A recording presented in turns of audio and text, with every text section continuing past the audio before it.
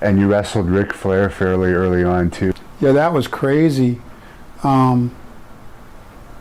Ric Flair, my first match against him was where I debuted. Like 6 months after I debuted was at Daytona Beach Oceanfront Center, which is still there. People still wrestle there, down there. And I'll never forget Ric Flair coming in with the custom suit and the designer shades and the limo and the Rolex and diamond rings, and I was like, oh man, I want to be like him. And we had an hour Broadway. I don't know how he got me through that match at my level of experience, but he carried me through a 1 hour Broadway. I didn't know what he called a sunset flip. I didn't even know what a sunset flip was at that point. Was he the heel in that match, or were you? You know, I was a heel at the time, and he was a heel, but the crowd, Rick turned the crowd against him, and so the crowd there, I would say, was definitely for me. Heel versus heel, 6 months into the business, going an hour. That's crazy. That is insane. But God bless Nate. Man, take a guy with that inexperienced as I was and get me through an hour of Broadway. I don't know how he did that. He's unbelievable. Did you hit it off with him right away, but behind the scenes? Oh yeah, I was Mr. Flair, sir, and I was like a sponge.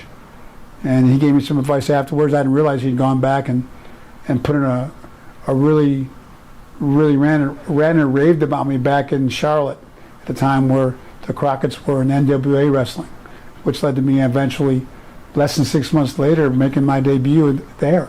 But that was all Rick going back and talking to Dusty and the Crockett family and saying, you got to take a look at this guy. Did you ever party with Ric Flair? I'm guessing you must have gone out with him. Definitely. Rick is one of a kind. So he was 24/7. He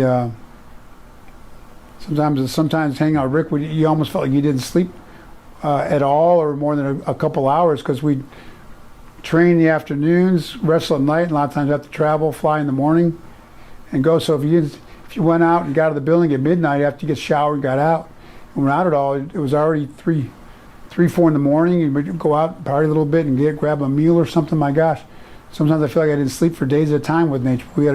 He was a blast to hang out with. What was the craziest thing you ever saw him do? Obviously, he's known for streaking, I guess you could say. Yeah, he did a little bit of that, and just buying trays full of shots.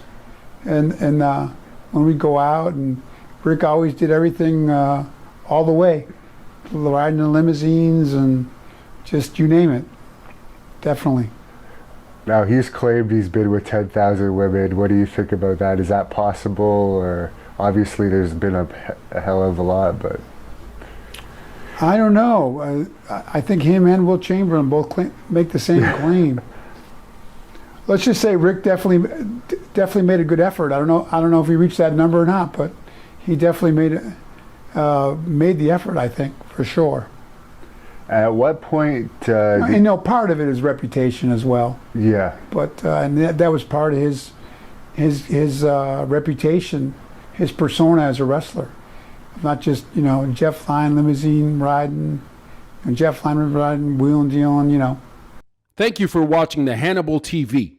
Please like this video if you enjoyed it, and click the subscribe button to not miss any of our latest shoot interviews, match videos, or news updates. Support us on patreon.com for $1.99 a month to watch our full shoot interviews ad-free and help our channel grow. Follow us on Twitter at the Hannibal TV for instant updates.